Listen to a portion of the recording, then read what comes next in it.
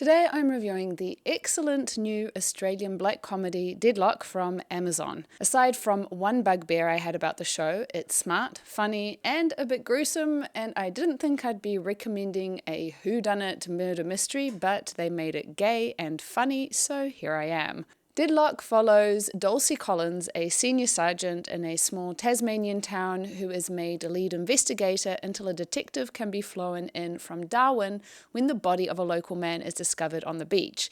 Her wife Cath is not thrilled about it because it is revealed that Dulcie used to be a detective when they lived in Sydney, and for reasons we'll discover later in the show, they decided to move to this far-flung place. But let's just say that there is some tension between Dulcie and Cath. Then the detective, Edie Redcliffe, rolls into town, loudmouth, brash, and only focused on getting the murder solved so she can fly back home, and is an immediate pain in Dulcie's side, who actually cares about finding out who the murderer is.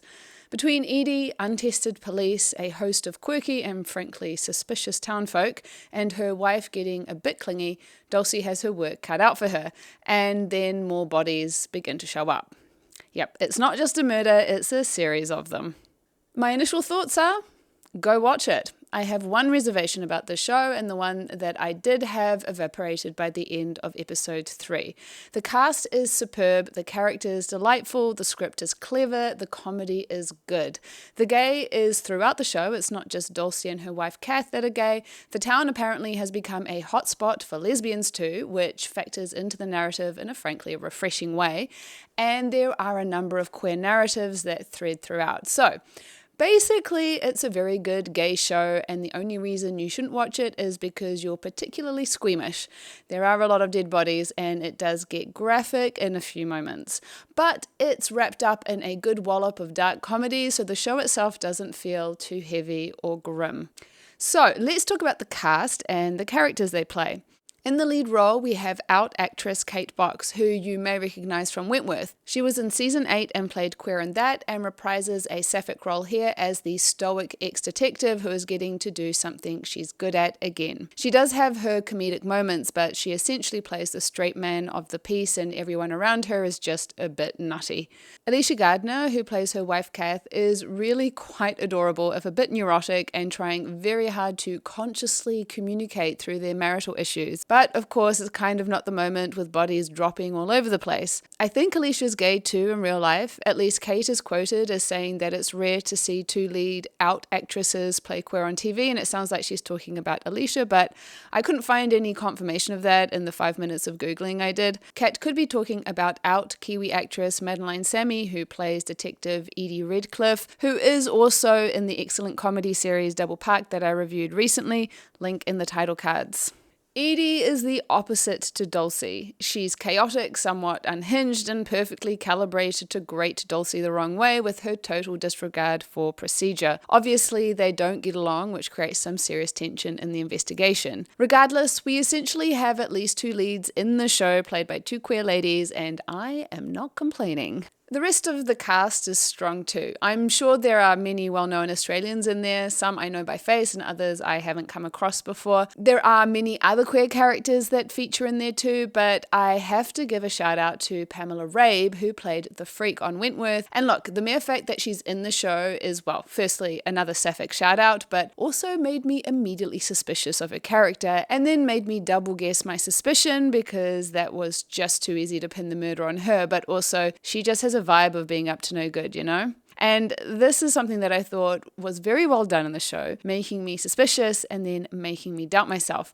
And look, maybe someone more astute than I could have guessed who the murderer was. I'm certainly not an aficionado of the murder mystery genre, so I was basically suspecting almost everyone at one point or another, including the actual murderer, to my credit. But the way they used the zany townspeople to cast suspicion on them at different moments in the investigation, I thought was so clever and kept the mystery intriguing.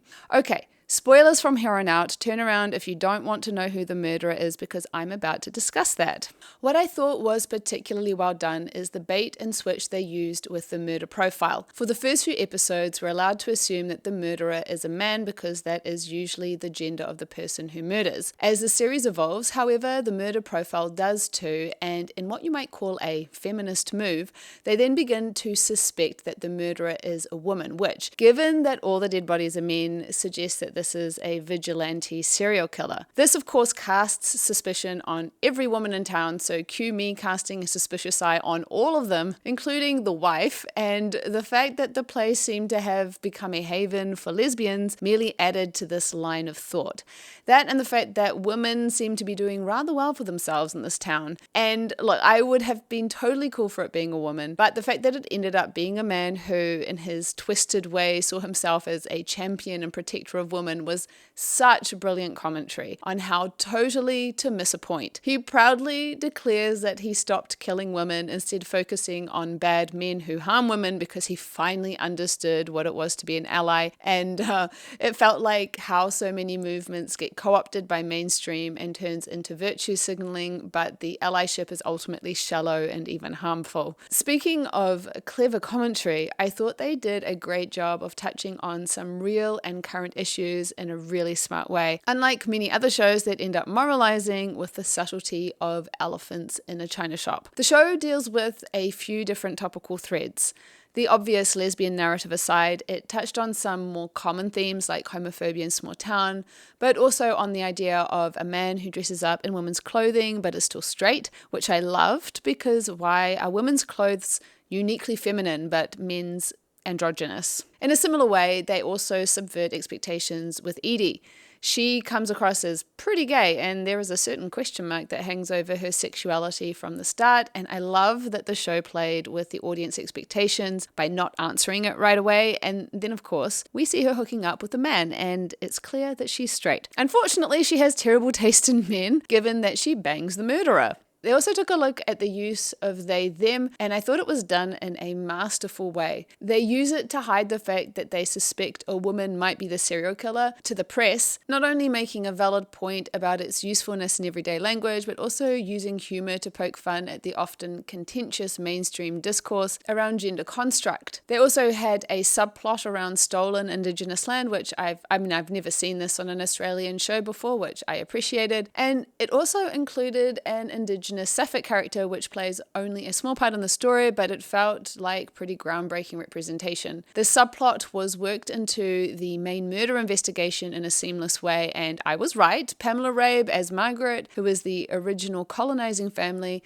is perhaps not the serial murderer, but is a murderer because of her desire to keep hold of that stolen land. As a general note, it was great to see a fairly diverse cast, which is not something that I tend to associate with Australian productions. Add to all of this the backdrop of the avant-garde winter festival with their, shall we say, unique events, some police politics, a wife who wants to buy a hobby farm, and it's fertile ground for the story to unfold. Speaking of the wife, I have to talk about Dulcie and Cath. So Cath's neurotic vibe begins to make sense when it's revealed that Dulcie cheated on her with her detective partner, and that is why they moved away from Sydney. They're basically trying to build a life after the cheating, only Cath is the one dictating things a bit too much, and Dulcie has been suffering under the guilt of what she did, because she does love her wife and wants to make it work, but she also sacrificed a lot to try and make up for her betrayal to the expense of her own happiness, which Cath can sense, and that only makes her push harder for them to create their best lives. Again, the show cleverly wove this narrative thread into the main story because Cath loves being a detective, is good at it, but that is repeatedly shown as being at odds with Cath in their private lives as the investigation goes on. I appreciated how they tied this all up at the end of the show with them choosing each other and moving to Darwin. I need a season 2 as they investigate a whole new murder, so hopefully Amazon will greenlight that, because one of the main reasons I think I appreciated the show as much as I did is that it took a genre that has been done ad nauseum and made it fresh. We've seen 2 female leads doing procedurals before in dramas like, say, Scott and Bailey, or comedies like Rizzoli and Isle, so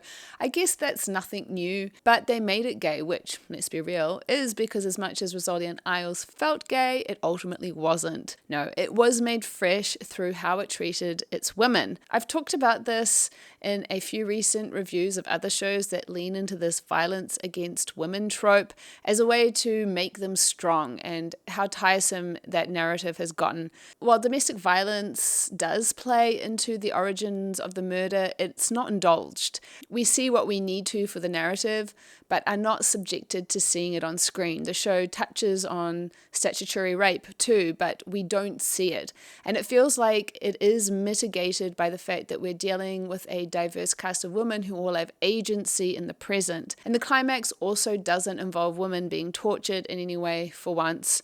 It's the men. So suffice to say that I thought the show was brilliant, but as I teased before, I did have one element of the story that I found difficult to bear, and that was Edie's behavior in episodes 2 and 3. While I didn't mind it in episode 1 so much, her striding around, her total disregard for police protocol, not even trying to investigate, being clearly negligent, it grated on my nerves something fierce in episode 2 and 3. It was obvious she had some kind of trauma she was dealing with, but the amount of incompetency was pushed to an absurd level, and I found that hard to swallow. How did she even become a detective in the first place? Thank God they had that breakthrough at the end of episode 3, because I couldn't have finished watching the series otherwise. After that, I found that once they were working partners, it smoothed out a lot.